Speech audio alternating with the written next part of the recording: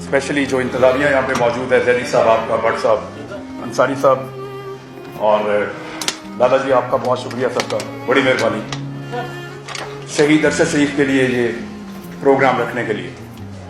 यहाँ मेरे से बहुत पुराने दोस्त बैठे हुए हैं जो अरशद शरीफ साहब को जानते थे, उनके साथ उन्होंने टाइम गुजारा। मैंने 8-10 महीने के ताल्लुक में इतनी तकलीफ महसूस की है, मैं अंदाजा कर सकता हूं कि उन्हें कितनी तकलीफ हो रही हो। शायद वो इस दर्द को मेरे से ज्यादा महसूस कर रहे हैं, लेकिन उनके अंदर सब्र शायद ज्यादा है, हौसला भी ज्यादा है। यहां जो एक छोटा वाकया हुआ, रिजवान और जुबैर, जब भी कभी इख्तलाफ हो ना तो जरूरी नहीं होता कि दोनों में से एक आदमी गलत हो। आप भी ठीक थे, आप सही बात कर रहे थे, क्योंकि देखें यहां पे ट्रोलिंग की बात की गई कि ट्रोलिंग की जाती है। सियासी जमातें यही करेंगी ना। मेरा मौक़िफ़ एक सियासी जमात को पसंद नहीं है, ट्रोलिंग करेगी और क्या करेगी, यही करेगी ना। हुकूमत में आएगी तो मारने की कोशिश करेगी, उठाने की कोशिश करेगी, ऑफ एयर करने की कोशिश मैक्सिमम ये कर सकती है। किसी और का मौक़िफ़ दूसरी जमात को पसंद नहीं है तो वो भी यही करेंगे।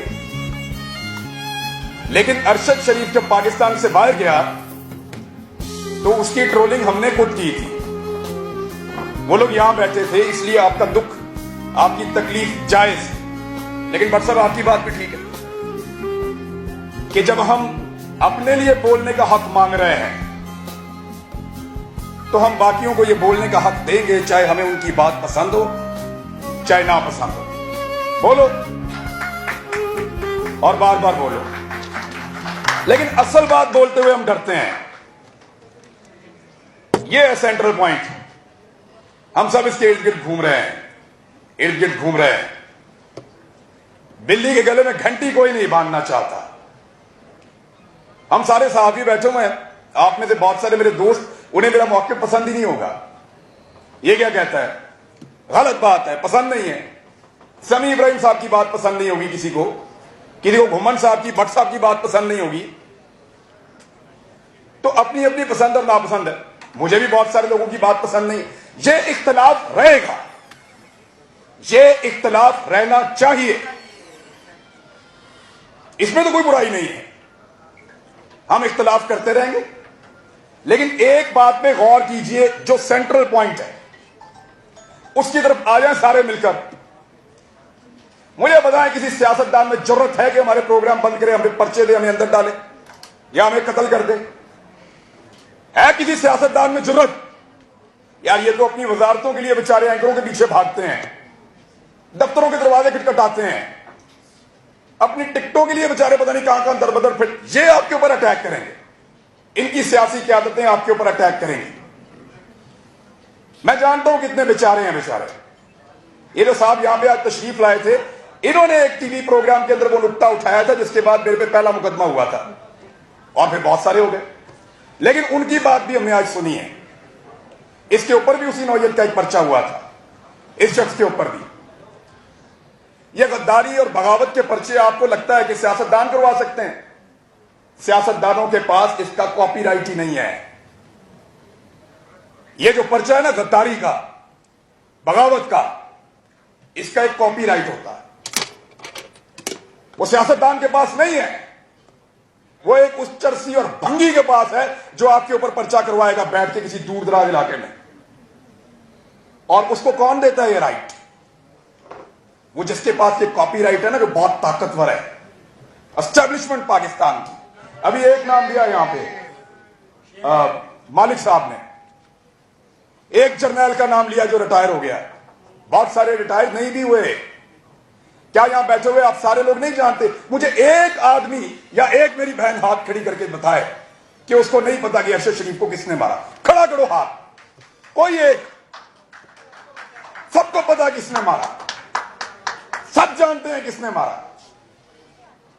वो क्यों गया अपना मुल्क छोड़कर?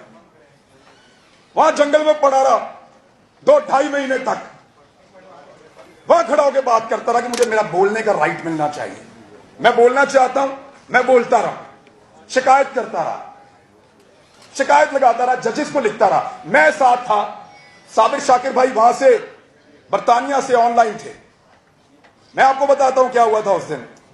صابر شاکر برطانیہ سے تھے, سمیع ابراہیم صاحب تھے, میں بھی ان کے ساتھ تھا ارشد شریف کے. وہ اتنا بڑا فائل وہ پورا ایک پلندہ بنا کر لے کے آئے تھے, ریکارڈ. یا جو سینٹ کی قائمہ کمیٹی ہے اس کے اندر نکالیں وہ ویڈیو اور دیکھیں ارشد شریف نے بتایا ان کو کون مارنا چاہتا ہے. آپ انکوائریاں کروا رہے ہیں, جے آئی ٹی بٹھا رہے ہیں, آپ چاہتے ہیں اس کے اوپر اور انکوائری ہو. وہ اپنی زندگی میں بتا کر گیا مجھے کون مارنے والا ہے. نکالیں وہ ویڈیو, اس دن ریکارڈ ہو رہا تھا, سب بتایا تھا. صابر شاکر نے بتایا کہ اس کو کس نے دھمکی لگائی کہ مجھے جہاز کے اندر سے انہوں نے کہا تجھے اتار دیں گے اور اتار کے پاکستان میں لا کے نشان عبرت بنا دیں گے. پوچھیں اس سے, احمد نورانی کیوں ہے پاکستان سے باہر؟ محیط پیرزادہ کیوں پاکستان میں بیٹھ کے پروگرام نہیں کر رہا؟ صابر شاکر پاکستان واپس آنے کا انتظار کر رہا, کیوں؟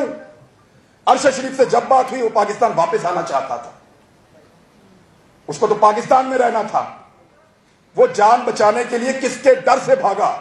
سب جانتے ہیں پاکستان کی اسٹیبلشمنٹ. اور ایک بات میں کلیئر کروں, دور چاہے عمران خان کا ہے, دور چاہے یہ پی ڈی ایم کا ہے یا کسی اور کا دور ہے, یہ سیاستدانوں کی کوئی اوقات نہیں ہے. میڈیا اب ان سے آگے ہے میرے خیال میں. ہم اتنے بزدل اور اتنے کمزور نہیں کہ ان سے مار کھائیں. جو سب سے طاقتور اور تگڑا ہے نا مقدس گائے, وہ آپ کو ٹکرے مار رہی ہے, وہ آپ کے پیچھے پڑے ہوئے ہیں. پاکستان کی اسٹیبلشمنٹ. میں آپ کو ایک چیز کی مثال دے دیتا ہوں. عمران خان کے دور حکومت میں جن صحافیوں کے اوپر کارروائیاں ہوئی, جن کو پکڑا گیا, مارا گیا, آپ ذرا ان کا ایک لائن کے اندر نام تو لکھیں. یہ وہ تمام لوگ ہیں جنہوں نے اسٹیبلشمنٹ کے خلاف کوئی نہ کوئی بات کی تھی. جو اسٹیبلشمنٹ کے خلاف بولا اس کو مار پڑی, اس کا پروگرام بند ہوا. جو اسٹیبلشمنٹ کے اگینسٹ کیا اس کے خلاف کارروائی ہوئی. آج بھی یہی ہو رہا ہے. کہتے ہیں حکومت کو جو مرضی کو, ہمیں کچھ نہ کہو. ان کے بارے میں بولو کہ وہ چھوت ہیں, وہ آپ آسمان سے اتر کے آئے ہیں. بھئی جو بات ہے وہ تو ہونی ہے نا. اب تو لوگوں کی آنکھیں کھل رہی ہیں. یعنی ہمیں بہت بڑا, ہم دھوکے میں رہے. میں سیریسلی آپ کے سامنے کہہ رہا ہوں. اور بار بار ایسا ہوا کہ ہمیں لگا کہ یہ چیزیں جو دکھائی جاتی ہیں یا یہ چیزیں جو ہم جانتے ہیں شاید یہ ایسے ہی ہے, لیکن بہت گھنونے چہرے سامنے آئے ہیں. بہت سارے حقائق ہمیں پتہ چلے ہیں. اب ایک دوسرے کا مذاق اڑانے کی بجائے اصل مسئلے کی طرف آئیں.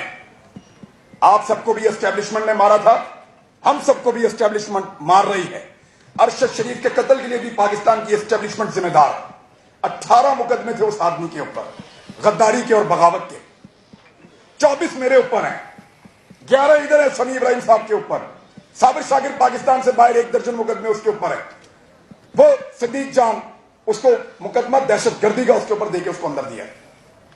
لیکن اس کے اوپر ہمارے اندر سے بھی ٹرولنگ ہوتی ہے.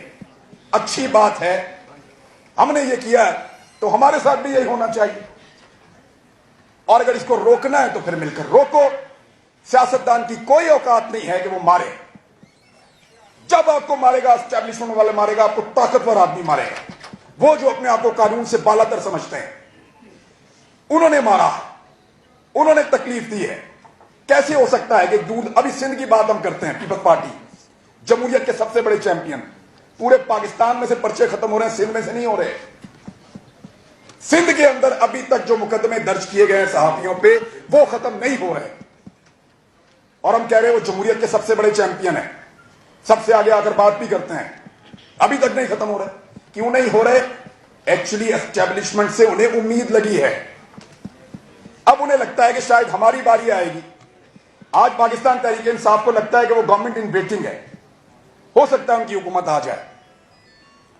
لیکن ان کو بڑا کلیئرلی اپنے منشور میں یہ لکھ کر دینا ہو, یا پھر ہم ان کے پیچھے بھی ایسے ہی جائیں گے کہ ہمیں انصاف چاہیے. سب جانتے ہیں کس نے مارا ہے, سب کو پتا ہے. عدالت جو ہے انہوں نے نوٹس لیا. اب تک کیا ہوا؟ اب تک کیا ہوا؟ صرف آپ ایف آئی آر کے اندر سے جو ان کی والدہ نے ایف آئی آر کے اندر نام لکھ کر دیے ہیں وہ نام آپ نکال دیں, بات ختم ہو جائے گی. لے لیں آپ انصاف. ایک بچے کو گھر میں گھس کے مارا, جس کے بعد میر صاحب کے اوپر عتاب آ گیا.